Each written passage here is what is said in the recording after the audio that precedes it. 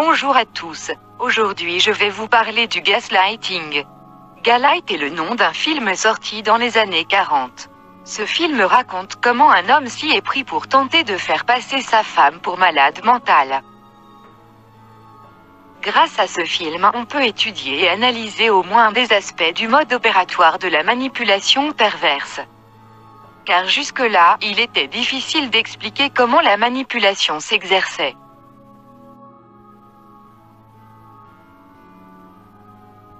Alors justement, le concept de gaslighting constitue une piste intéressante. Il s'agit d'une sorte de lavage de cerveau, suivi d'un conditionnement, on pourrait aussi dire retournement du cerveau pour imager les choses.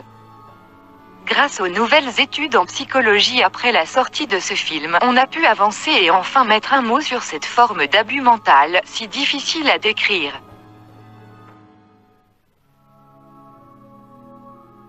L'abus mental. Le concept d'abus mental permet de faire reconnaître le harcèlement par un pervers narcissique par exemple, et la manipulation, comme des abus. Jusque-là, ces phénomènes sont encore minimisés, voire considérés comme inexistants, sauf dans l'imagination de personnes un peu parano qui psychotaient. Dans le meilleur des cas, ces violences psychologiques apparaissent comme normales, parce que banalisées. En faisant apparaître le harcèlement et la manipulation comme des abus mentaux, on a enfin un cadrage avec une limite entre ce qui tient du normal et ce qui relève de l'abus. Alors qu'est-ce que le décervelage ou gaslighting? C'est un processus mental manipulatoire qui abolit progressivement les critères de jugement d'une personne. Il y a d'abord un traitement de l'information par le manipulateur avant de la présenter à sa proie. L'information y est déformée, présentée sous un autre angle, omise ou partielle, sélectionnée, mais aussi faussée, déformée. Le but est de faire douter l'autre de sa perception des choses, de sa mémoire et enfin de sa santé mentale. En gros, de lui faire croire qu'il devient malade, souvent malade mental. Comment les critères de jugement d'une personne peuvent-ils être orientés? Je m'arrête ici un moment pour expliquer que cette sorte de lavage de cerveau ne marche pas avec tout le monde. Ce sont surtout les personnes empathiques qui en font les frais. J'expliquerai cette attirance entre les manipulateurs pervers et les personnes empathiques dans une autre vidéo. Ainsi, comment une personne peut-elle voir orienter ses critères de jugement? Quel est le processus? Ce processus ou mode opératoire tient en 3 étapes.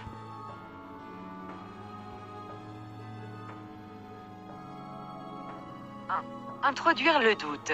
2. Démolir l'autre, sa confiance en lui, son estime, sa personnalité, son intériorité, bref, tout ce qu'il est. 3. Convaincre l'autre qu'il a un problème mental ou relationnel et le faire savoir.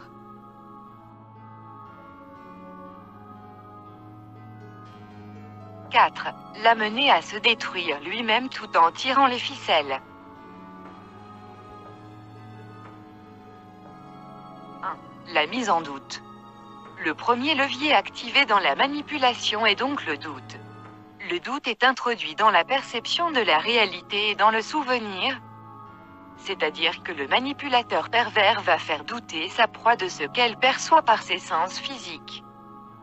Tu as mal vu, tu as mal entendu, tu as mal compris, je ne dis pas cela, ou bien un tel n'a pas dit cela du tout, je le sais, j'étais là.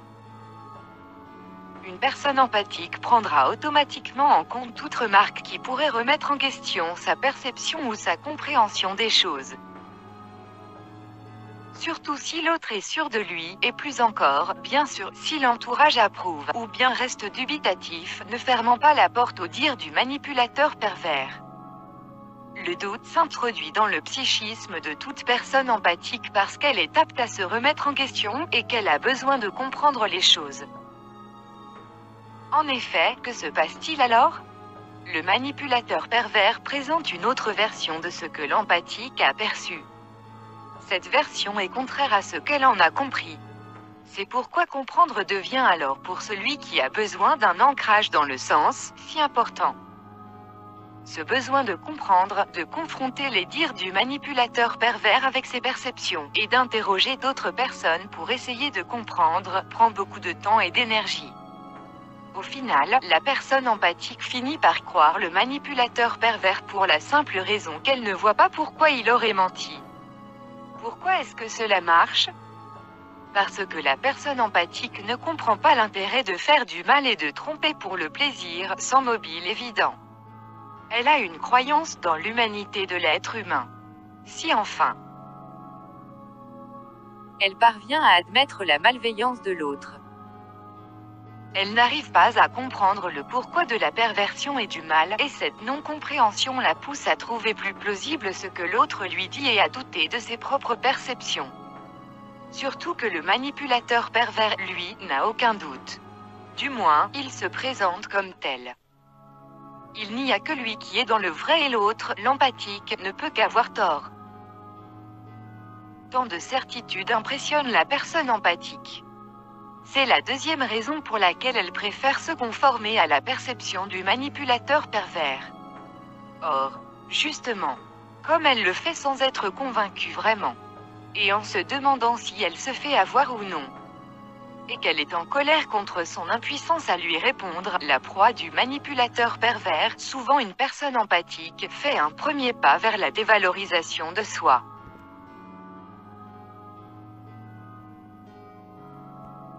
Elle commence alors à se trouver faible et à ne plus faire confiance à ses sens et à ses ressentis. Deuxième levier. La mise en doute de la mémoire de l'autre. Le doute concernant la mémoire est aussi un autre levier qu'utilise le manipulateur pervers dans le mode opératoire du gaslighting, des serveurs-lages ou détournement cognitif. Tu perds la mémoire. Le manipulateur pervers l'accuse de perdre la mémoire pour justifier qu'il n'aurait jamais dit telle chose ou bien au contraire, qu'il avait bien demandé telle chose mais que c'est elle qui a oublié.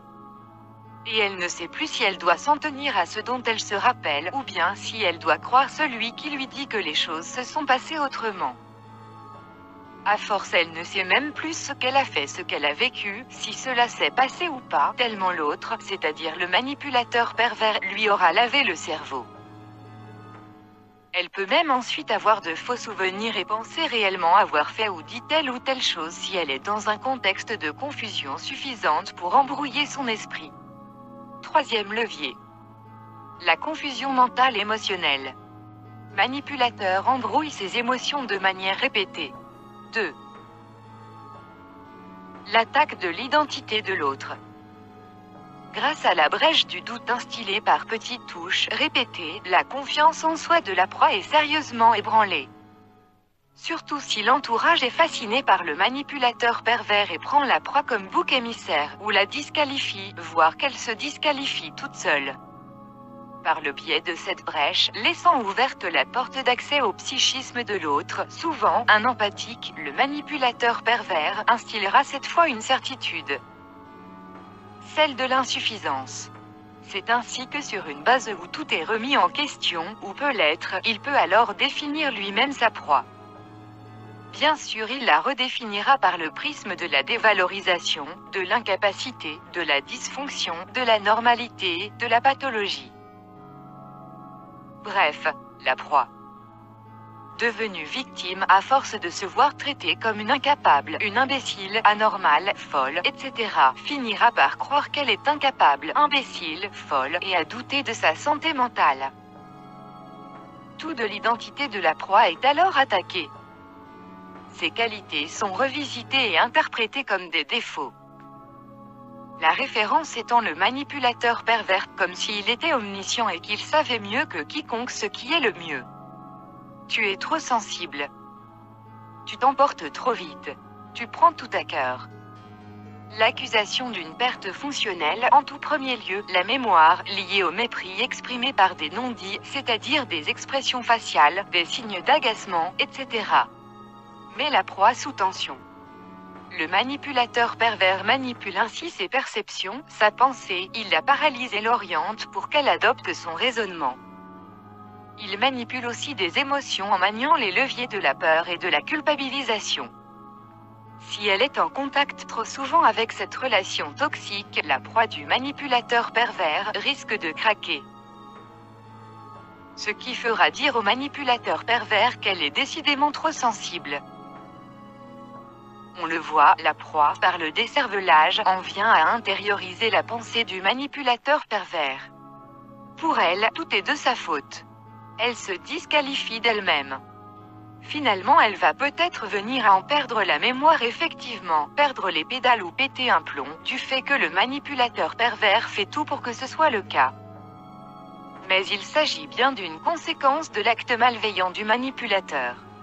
De ce qui lui fait subir en l'interrogeant sans arrêt ou en la faisant douter et en jouant avec ses émotions et sur la peur, il ne s'agit pas de la cause. Voyez comment le manipulateur pervers embrouille littéralement l'esprit de sa proie. Ainsi manipulée, elle ne sait plus réellement où est la réalité.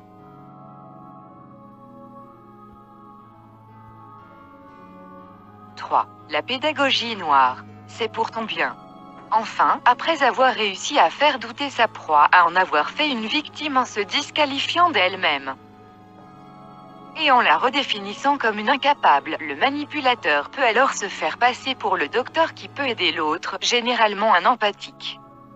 Il s'agit de la partie particulièrement perverse qui consiste, après avoir provoqué une insuffisance ou inventé et persuadé l'autre qu'il est insuffisant, voire qu'il a certainement un problème, sous-entendu mental, à lui proposer une aide et un soutien.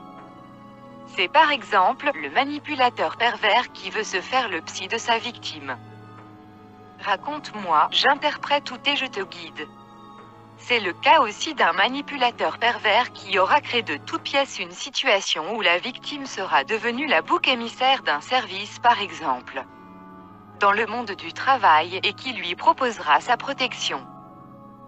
C'est enfin le cas d'un mari violent qui aura réussi à faire croire à sa femme qu'il est violent à cause d'elle, et qui fera courir le bruit que sa femme est psychologiquement fragile, voire folle.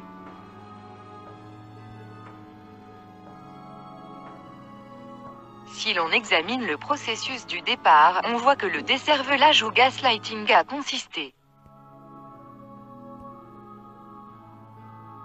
1. Sur le plan de l'événement, à retourner une situation. L'agresseur est victime et la victime se sent coupable.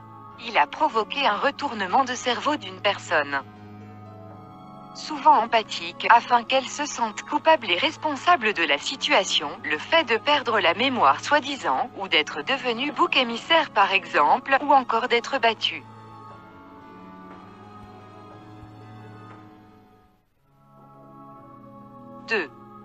Sur le plan psychique, à détruire le psychisme d'une personne, son organisation, sa cohérence, son originalité, c'est-à-dire tout ce qu'elle est, et à provoquer un épisode dépressif, voire un suicide.